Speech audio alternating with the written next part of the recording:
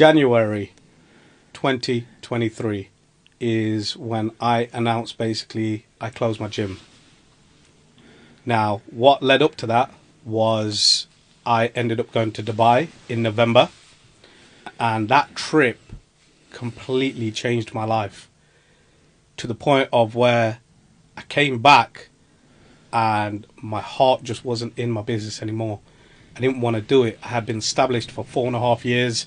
I grew it from literally nothing just because of somebody who was like, you're not going to do that. And I was like, I'm going to prove you wrong.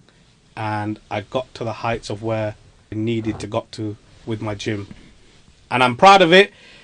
I had a very good life. I built everything for me and my daughter, and I can't complain. But coming back from Dubai, I knew that my heart wasn't in my business anymore. And I've always said to my mum and my sister that I'll only do what my heart says. I'll only do because I've got a passion for it. I know I can make it work, and I'll do it. The most easiest way for me to cop out was I said to my members, there's been a fluctuation in my price of my rent, and I'm no longer going to be doing the gym. And the 31st of January 2023, I decided to close my gym.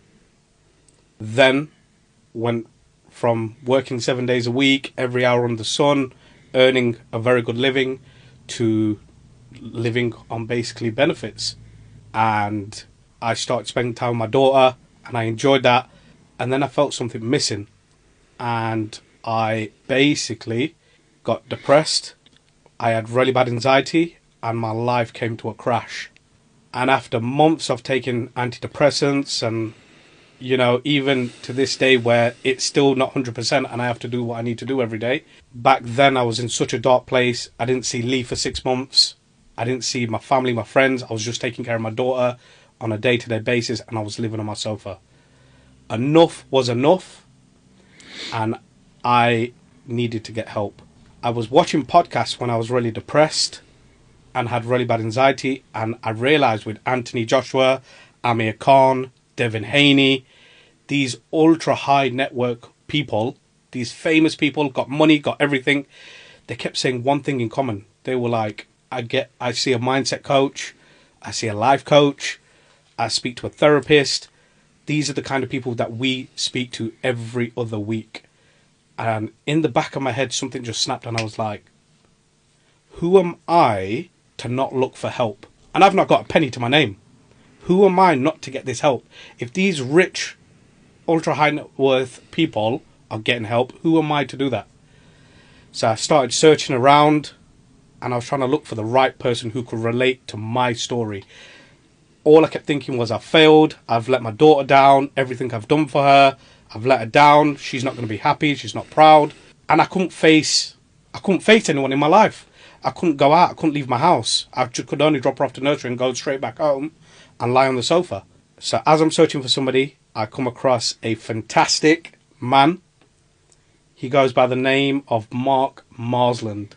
And today, he's here to tell his side and what he does of everything. Mark, welcome to Business and Banter, my brother.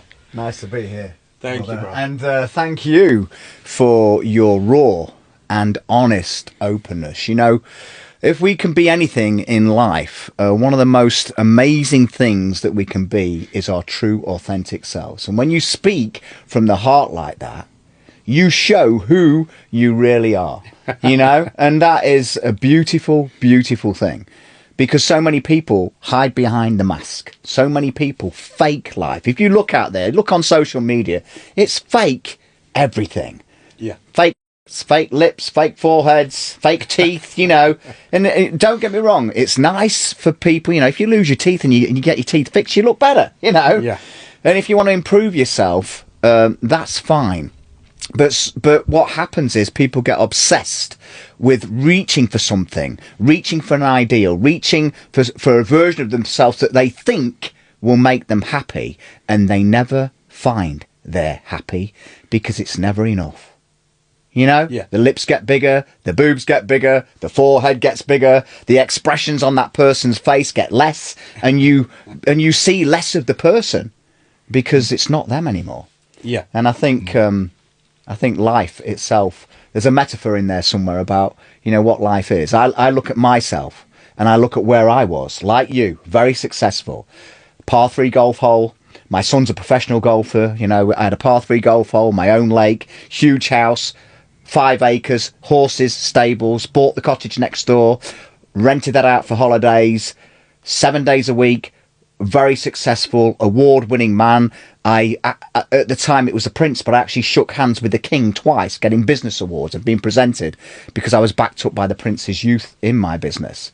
And that version of me, working 7 days a week, a slave to money, a slave to the system, thinking that all those trappings would make me happy. And there I was in that moment, the most miserable version of me that I have ever been in my life. And yet from the outside, you would think that I had everything. Yep. Yeah. And that is the best way to describe it. Yourself, I've had full custody of my daughter since she was 2 months old. And what a great dad you are. Thank you, bro. Thank you. Hey. and that means something. So, and with my gym, because I gave it 110% for her, but I never had my bond with my daughter at all. And it sounds bad, but I was trying to give her the life that I dreamt of, like every parent does. But at the same time, I didn't know who I was. Yeah. Because I was so wrapped up in that circle of just working with the money. Yeah. And that's what happens. You think that you're doing the best thing for your children and your wife and all those people. And you're out there, you're making the money, you're giving them the security. But all the time you're doing that, you are missing out on life. Missing out on them. Missing out on those moments. And all the time that man's out there working, or that woman's out there working, because, so many women do the same. They get, the job becomes the focus.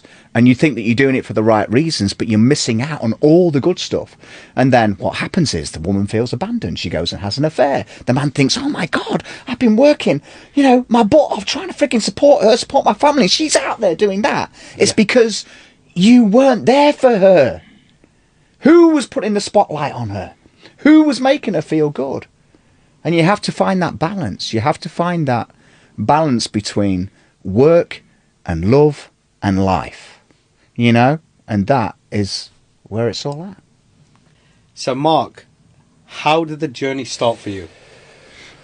Okay, so back in 2011, I was working 7 days a week, had a thriving business, was also coaching the dirty dozen, as I like to call them, in cycle coaching to a club and national level as a cycle coach. I've always been into fitness, always been in strength, boxing, kickboxing, weight training, bodybuilding. I was on the original Gladiators. I've done, I played American football for 9 years. I got to go to the States at collegiate level as a running back in North Carolina, Greensboro, North Carolina, playing American football and training with people on campus.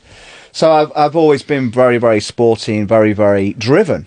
And that drive, that enthusiasm, that confidence took me to a high level in business.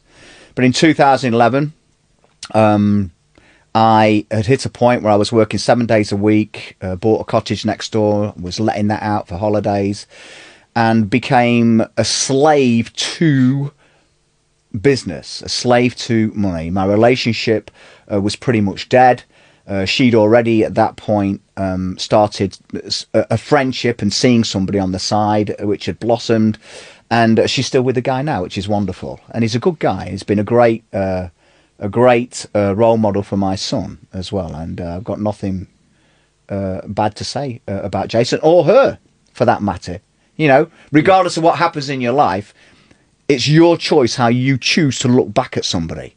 I choose to look back at that woman with love and respect for the journey, the laughs, the love that we had, but also, and most importantly, because she gave me the greatest gift of my life, my beautiful son. I changed his first nappy. I wouldn't want to do it now. He's 6'4" and 18 stone. Yeah, he's a big lad. He's a big unit. lad. And he's a pro golfer, and you know, I had everything there. I had a par 3 golf hole. I built my own lake. You know, I had a 5 acres, horses, stables. You know, thriving businesses, award-winning businesses. As I said, I got to shake hands with Prince Charles at that time, the King now, at Kensington Palace, and also at the other palace, which name escapes me. It will get there anyway. Not Buckingham Palace. Kensington. Kensington's was the first one, but there was another one as well. It'll come to me. But anyway, yeah. So looking on the outside, you think I was great, but what happened is I got overwhelmed with business, overwhelmed with all of that noise and the pressure, and then not being in that relationship put even more pressure on. You know, there's nothing worse than being laid next to somebody in the same bed, and they might as well be 1,000 miles away. You know, it's a very sad place to be, and anxiety hit me, and then crippling suicidal depression hit me from nowhere, blindsided me, shattered me into 1,000 pieces, and I became a version of me that I'd never been before. The only way I can describe it is it was like it's like being Superman, and then somebody drops a big block of kryptonite in your pocket and you don't know it, and all your confidence is gone and all your strength is gone, and the man who you used to be is no longer there. And I started to wear a mask and pretend to be that man. So I would laugh and joke, exactly as I'm doing now. And I was such a good actor, Lee, such a good actor, Z, that, Lee and Z, that, you know, that people didn't see who I was and where I was, and that underneath, you know, on the outside, I was that bright, shiny, vibrant apple. But if you bit into me, I was rotten to the core. And it led me to make the decision that death was a better choice than life. You get to that point in your life where you are so shelled out, and you feel so small and insignificant and worthless and ugly and stupid. And the word that most people use when they're in that crippling anxiety and suicidal depression, worthless, a burden. And I decided that death was a better choice than life. And on that day, which was the 16th of August 2011, it was a beautiful, bright, sunny day, I decided that I was going to end myself. And it wasn't just in that day. I'd built up to that over quite some time, meticulously planning it. I had a 6-hour window, everybody was out, and that's when I chose to take my life. And you know what? It's a strange thing, Lee. A strange thing. What you think about in those moments before your death. I walked to my death with that noose in my hand, thinking about books I wouldn't read, movies I wouldn't see, grandchildren I would never meet and bounce on my knee and see grow up, Connor become the man I knew he was going to be, friends I would never see again. I thought about how my death would impact my family and friends, but none of that was strong enough or powerful enough to stop me. So strong was my intent to end myself. And there's a lot of things that happened around that time that I won't go into because we haven't got time here. Some profound things that changed and switched my whole outlook on life and what life is and how we connect and who we are. And I wrote all that in a book which has done very well out there called Dying to Be Happy, Embracing Death, Finding Life. And who was I to know that in that moment that I was walking to my death, that I was actually walking into my life and that my whole life would change. So I hung myself. Do you remember the moment that absolutely stopped? Yeah, and I remember what happened to me in that moment. That was extraordinary, and but even that didn't stop me from pushing through, you know. And so I opened my arms to death and looked death in the eye and said, "Come get me, you know. I'm not frightened of you. I'm not frightened of you. Let's dance." And I didn't realize at that time, as I certainly do now, that death said to me, "Mark, I'm not taking you today. But from this day forwards, before I see you again," and I will see you again because I see everybody. You must say those same words each and every day to life. To life. Come get me, life. I'm not frightened of you. And that's what I do. And that's where I am. And that's who I am. And that's what I teach people. And show people how to do. And how to get to that place where I am. When you look at your life through the same eyes and lens I do, you cannot be anxious. You cannot be depressed, because you're seeing life and connecting to life and putting the plugs into life the way you should do. Show me anybody that's cripplingly anxious or depressed, and I will show you guys, I will show you somebody who's plugged out of intimacy, plugged out of socializing, plugged out of friendship, plugged out of exercise, plugged out of getting out in nature, plugged out of feeling valued in their job or their work. You only have to take one of those plugs out and you'll go into a pretty dark place. You take all of those plugs out like I did, and anybody that gets to that place. Just like Z did. Yeah, just like Z did. You know that. And look what you've done for him. Well, look what he's done for himself. All I am, you know, people say some wonderful things about me, and do you know what? I feel really blessed, super blessed to be that person that gets those accolades. But let me tell you something. I have been called Gandalf, Magic Mark, God. One of my clients' husbands calls me God because of the miraculous change that he's seen in his wife. You know, I got my wife back, Mark. Well, you know, I went from seeing Z every day at the gym, and then just disappeared for 6 months, wallowing in his own sorrow. Yeah. Getting depressed and down. Yeah. And then I heard that he got in contact with you, and then all of a sudden he's coming back, appearing again, back to the old Z. It's great, and that version of you that comes back is actually better, stronger, wiser. You know, because as I say to people, I certainly know it all now. Oh yeah, definitely know it all. Yeah, not going to word it. Like, Can't shut him up. I've always, from a young age, I've always had a very, very positive and go grab to life kind of can-do attitude. Can-do attitude. Yeah. And that's all Lee's known from me. And most people, that's what they know as well. Yeah. So when things went with me, it was like trying to restore that mindset again. It was so difficult, but you got that back in me. Now I'm firing on all cylinders again. Brilliant. But and it's great to see, because this is the real you. The guy that I met on that sofa for the first time was an imposter, an absolute imposter. And I knew that I wasn't looking at the real you, but I also knew that the seed of that man was still there, and all we needed to do was nurture him and water him and feed him what he needed, while letting go of all of the bullshit and all the crap that was holding him back. And then you grow and glow, as you know, I call that process, glowing and growing together. And in that glowing and growing process, the first part of that process I call emotional cleansing. And in that emotional cleansing, we take out all the emotional hooks and the shit and the baggage that you're dragging around with you.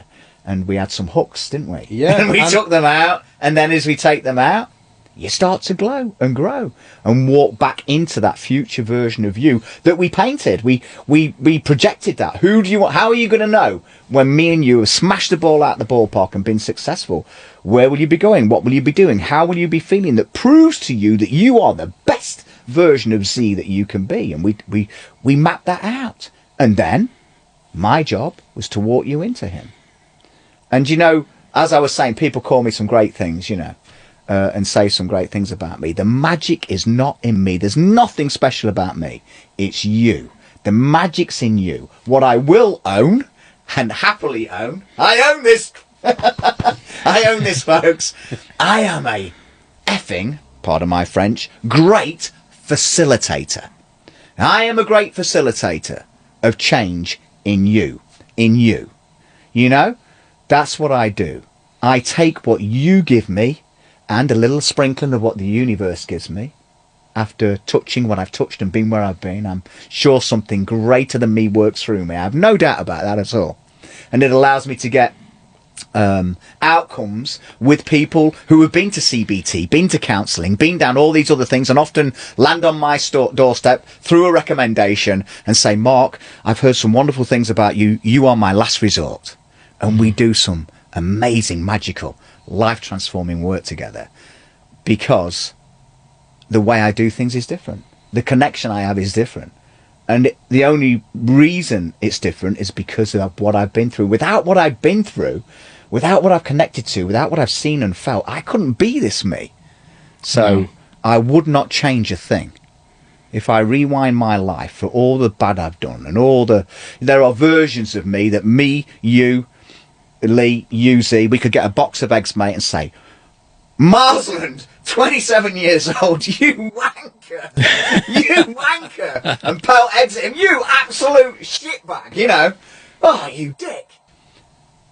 And we have to realise that we must tip our hats to those versions of ourselves and honour them for who they were, but we don't have to respect them, you know, but we have to accept that that was a part of our journey. Yeah. And when you see somebody years later, say you bump it, I remember a friend bumping into an old girlfriend of mine that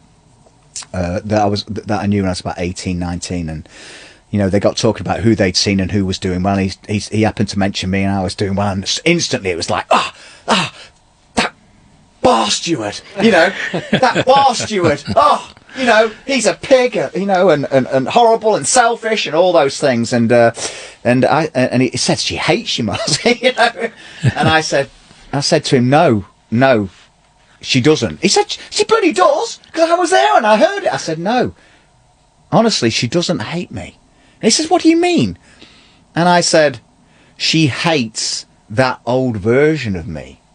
She doesn't even know me now. No. Because I don't like that version of me either. And actually, if I sat down and I looked her in the eye and I had a coffee with her and a slice of cake and a chat, she would learn to like me again. And maybe even love me in that friendship way, because she sees that I am not the man I used to be, because that is glowing and growing. We should always and forever be glowing and growing, evolving. Yeah. And only when we stop evolving, only when we let ego get in the way, ego is the big black door that bars the way to your soul. Only when we do that do we stop glowing and growing, and we become stuck. And the weeds of insecurity and ego and selfishness hold us and bind us in that place. And then with all those things, which often lead to material things and trappings, you think that that's what you want in your life. And then you find out while you're doing all that you're miserable. And actually, what you're missing out on is connection to living things. That Rolex watch, good luck to you. Good luck to you. Sitting there with your private number plates and your Rolex watches and your expensive cars and your big houses and all the bullshit trinkets that go with it, the rings and the necklaces. Oh, bollocks. You know, you are not going to look at that Rolex watch when you're taking your last breath, whenever that is, and go, that Rolex watch. I love you. So true. It's going to be the daughter that you said hello to. It's going to be the wife you took down the aisle. It's going to be the mountain that you climbed and earned that beautiful vista.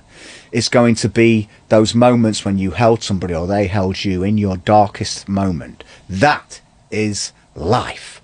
And only connecting to living things do we feel love and life. Yeah. And what you need to realise, and what we need to realise, is that you should never put all your love on one thing, because if that one thing leaves you or walks away from you, your life is over, or it feels like it's over.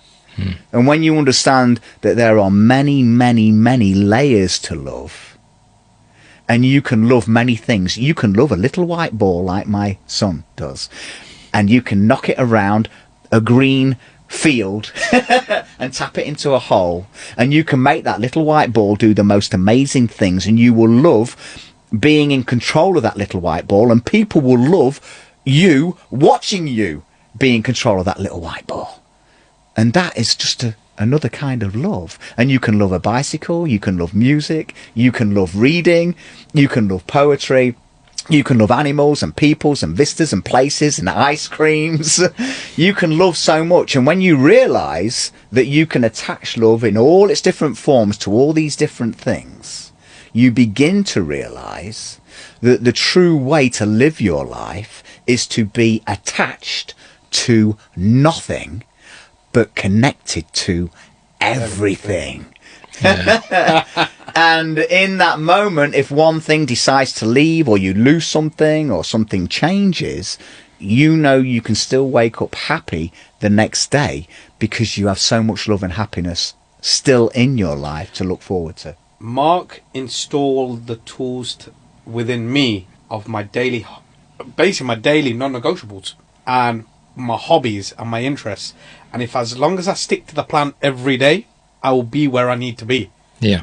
I can only chase my own success, but by the tools that you've given me to get to that point every day. And I have to do the non-negotiable stuff. And that's what I was missing. Yeah. Yeah. And that's why one of my biggest problems were everybody has an opinion of me. Everybody talks to me. Do you remember? I can't go out and blah, blah, blah. People Yeah, you worried about what other people thought. And Mark goes, listen, if people talk about you, you're relevant to their life. They've got something to say, negative or positive, but you're clearly in their brain. The best thing for them is, if you weren't relevant, then just stay quiet. He went, but they're clearly thinking of somewhere. They want to be in your position. Or they might say, oh, he's a bit of an idiot. Oh, he's a bit of a loudmouth. He went, good. Keep speaking about you, because he says, I know the individual you are. And he says, I know what kind of person you are. And when I started looking at it from that angle, thinking, say something positive, say something negative. Do the negative things, I will thrive off. Now, with his help and the tools he's given me, speak negative of me, I want it more and more and more and more, because I know where I'm going and I know what I'm doing. Yeah. And I enjoy that. And he installed that tool and the mind switch in me. Very true. Yeah. And I think it's also about not judging anybody, to sit judgment free. People can hug me and come up to me and tell me about how I've affected their lives in a positive way, and I love that. I thrive on that. It validates you. But they can also come up to me and say, you're self-centered, you're up your own arse, you're a wanker, and I will say, thank you for your honesty. My God, thank you, and bless you for your honesty. I would sooner you be that person in front of me speaking your truth than somebody who fakes it and comes, oh, I love you, mwah, mwah, and then as you're walking away, because there's so many people, plastic fantastic people who are like that. They fake how they're feeling about you because they just want to get something out of you, or they haven't got the balls to speak their own truth. And the truth is that, when somebody does say something about me, it pops up in conversation, or you get the trolls online who you've written something really nice and they'll come along and try and poo-poo it or say something, And what people wrongly do is they, instead of looking at all the beautiful things that people are saying and saying thank you for that, or that's amazing, or that's beautiful, instead of focusing on those things, they focus on the one person that says the bad thing, and they get fixated on that one person. Yeah. And I always say to people, who is that one person to you? Why are they on your radar front and centre? Why do they mean so much to you? Yeah. And then they'll think about it and think, well, they don't. Do you know them? No. Do you know what's gone on in their lives? No. Do you know why they're so bitter and angry and twisted? No. Why do you think? Well, maybe they've had a shit. There you go. So they're venting their anger and their bitterness out there on everybody else because they've been through a horrible journey and they haven't learned to deal with it and accept it yet. How does that make you feel about that person that you wanted to punch in the face now? Oh, actually, I feel quite sorry for them. There you go. So just smile, feel sorry for them, take them off the front and centre part of your radar and put them way, way over to the outside so they're not even the tiniest little blip on your radar, and move on. Yeah. And focus on the people who are big blips on your radar, who bring you light and love and positivity, and then you reflect that on them, because the other people really don't matter. No, absolutely. So Mark, what's your interests and hobbies?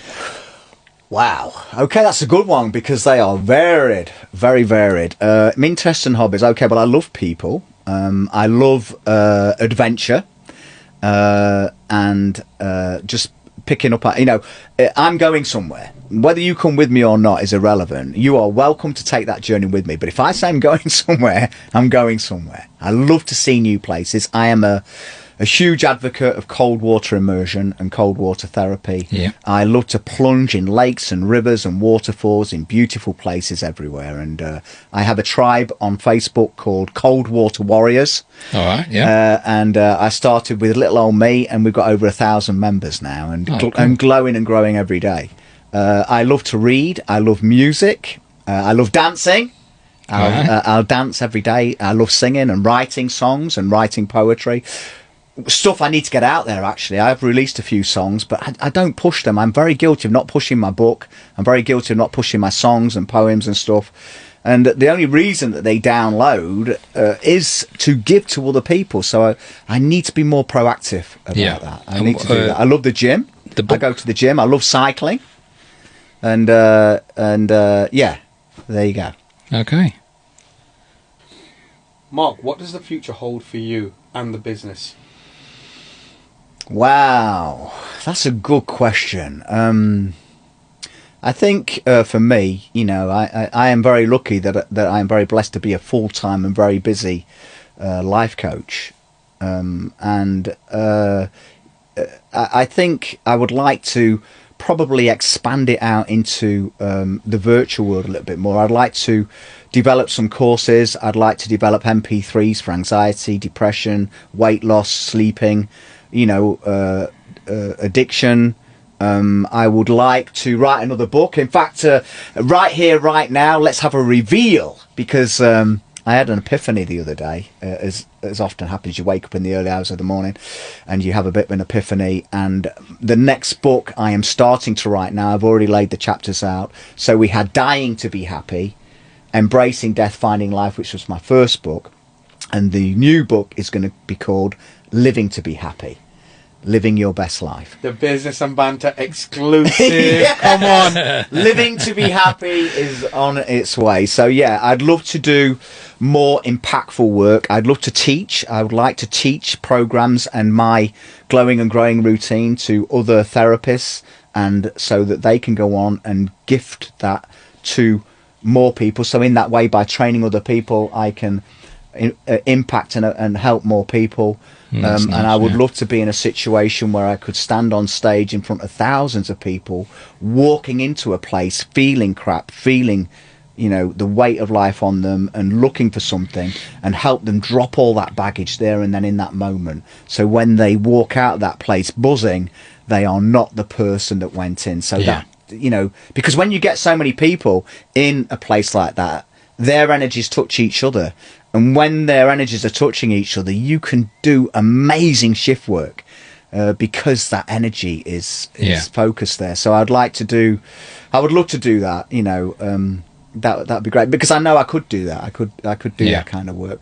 I often see myself on stage, helping people to release trauma, release pain, release grief, release anxiety and depression. But I'm not sure whether that image of me is actually in this life or in the next one. Right. Or maybe the one after that.